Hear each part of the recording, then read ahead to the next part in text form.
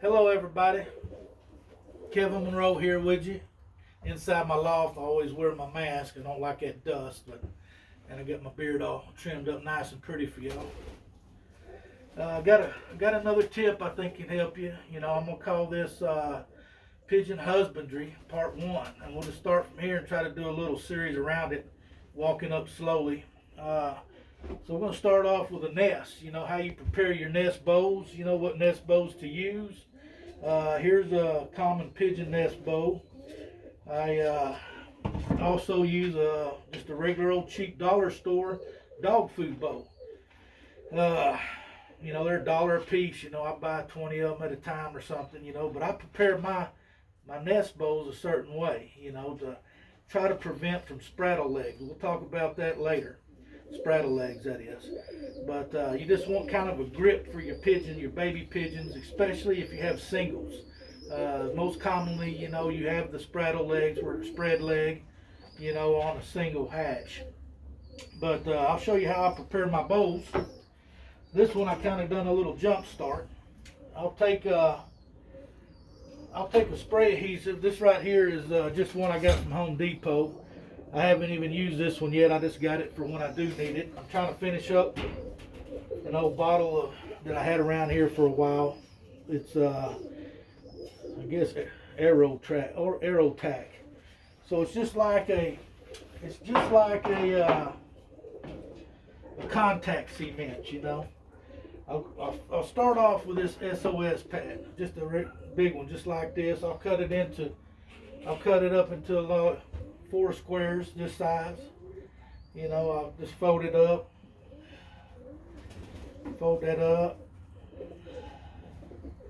just like that, kind of crease it, show me where I need to cut it.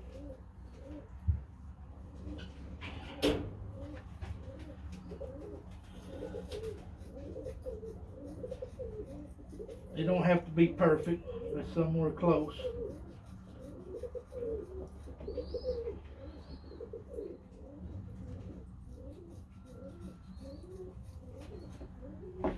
So that's what we have, and we cut it all up into the 4s.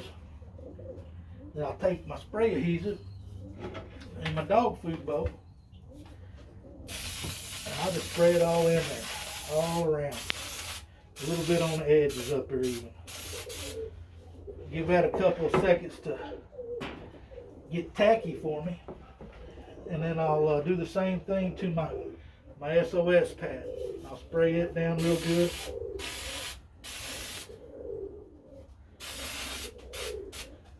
And the same thing, I'll let it get nice and tacky. Once it gets tacky to the touch, then I'll put them together. I'll set this out of the way for a minute. Once I have them tacky and I put them together, we have this. And then I'll take me a little bit of sand, just sand you get from Home Depot, a little bag of play sand it is. I put mine in a bucket, as you can see here. I'll just throw it in there for storage. And then I take a little bit of this sand and then I'll sprinkle it all over there where that sticky tacky glue is at.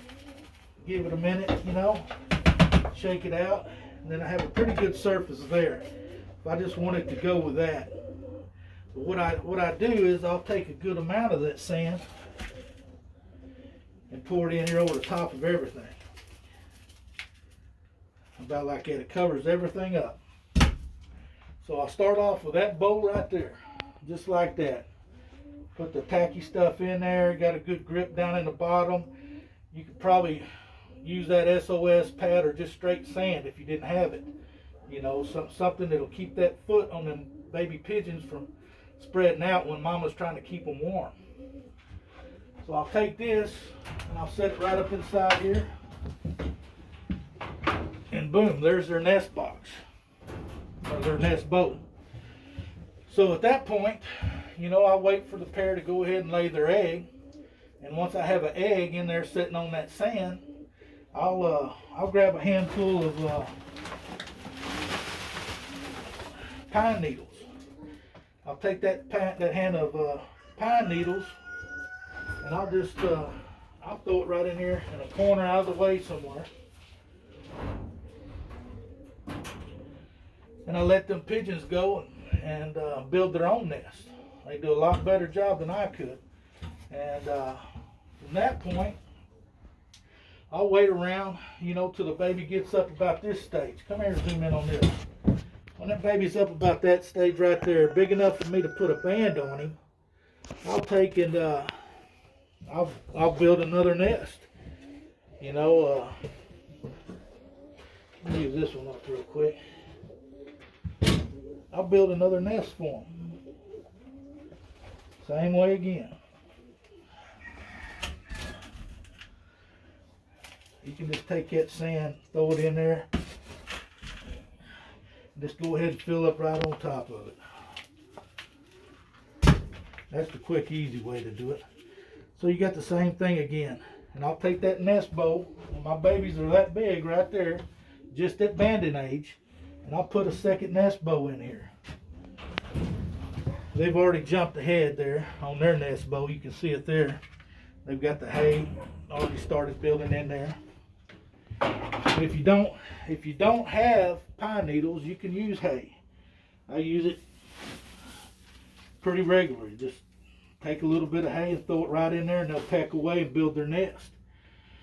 Now, if we're inside an open loft, you go ahead and do your nest bows the same way, and prepare them the same way. Put them in their nesting places, in their nesting boxes. Put the bow right inside there, and when it comes to the hay or pine needles, whatever you want to use, I use a milk crate.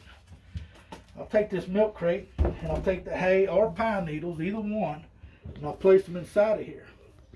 And then I'll just go right inside that loft, the open loft, and I'll turn this upside down and set it right on the ground.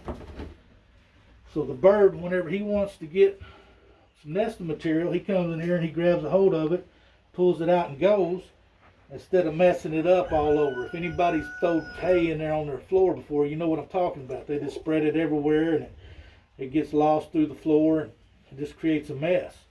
But you put it in this and they just peck them, you know, reach in there and grab the pieces they want to go back and build their nest, and they come back. It lasts a lot longer and goes a lot further in the nest if you do it this way. So anyway, I just wanted to touch base with y'all, get y'all another video out with hopefully a helpful tip. You know, the next one I'm going to talk about will be, you know, egg fertilization. So y'all keep watching, keep subscribing, keep liking the videos, because that helps them get pulled to the top for everybody to see again and again. And people might need help, you know. And I hope this helps somebody. I'll talk to y'all on the next one.